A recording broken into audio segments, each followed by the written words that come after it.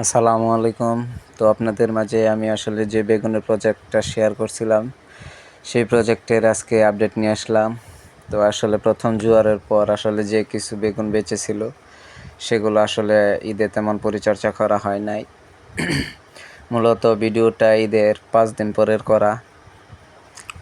তো এইখানে দেখেন আসলে জমিতে প্রচুর পরিমাণে বেগুন ছিল এবং হারভেস্ট করা হয়েছে ভরপুর, যা আপনাদের মাঝে ভিডিওর মাধ্যমে শেয়ার করে দেখানো হয়েছে।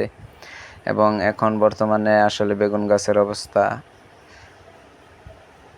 যদি দেখায় আপনাদেরকে, এই যে মাত্র ফুল জালি আসা শুরু হইতেছে, আবার দ্বিতীয় জোয়ার চলতেছে।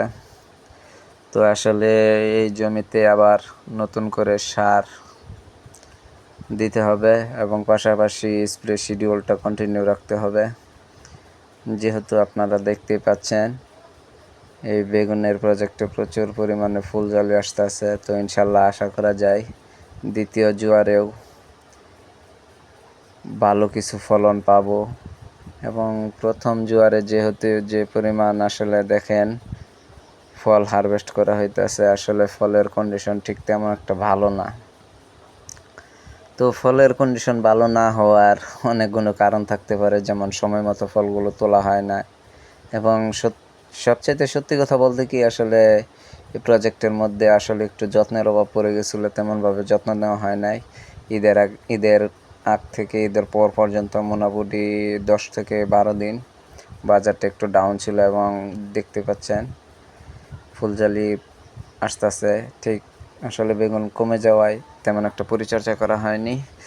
তো জমিতে আবার নতুন করে জিঙ্ক, বোরন, পিজিআর হিসাবে ফ্লোরা স্প্রে করা হয়ে গেছে। এখন এই জমিতে আমি আসলে ডিআইবি সাথে আরও কিছু ভিটামিন এবং সালফার স্প্রে করে দেব।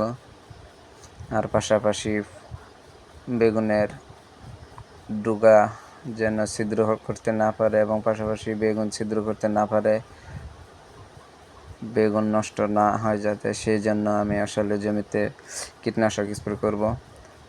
তো কীটনাশক স্প্রে করার ক্ষেত্রেও আসলে সবাইকে একটু সতর্ক থাকতে হয়। আমি যেহেতু আমার জমিতে আসলে জমির গ্রোথ ঠিক রাখার জন্য কীটনাশক হিসেবে আমি বলিয়াম ফ্লেক্স ব্যবহার করি। এটার আসলে মোটামুটি ভালো রেজাল্ট পাইছি অনেকগুলি কীটনাশকের মধ্যে।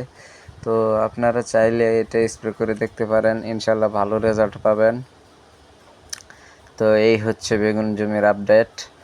তো দেখা যাক, ইনশাল্লাহ নেক্সট ফলন আসার সাথে সাথে আপনাদের মাঝে কি ভিডিও শেয়ার করে আপনাদেরকে জানাবো। সকলে ভালো থাকবেন, সুস্থ থাকবেন।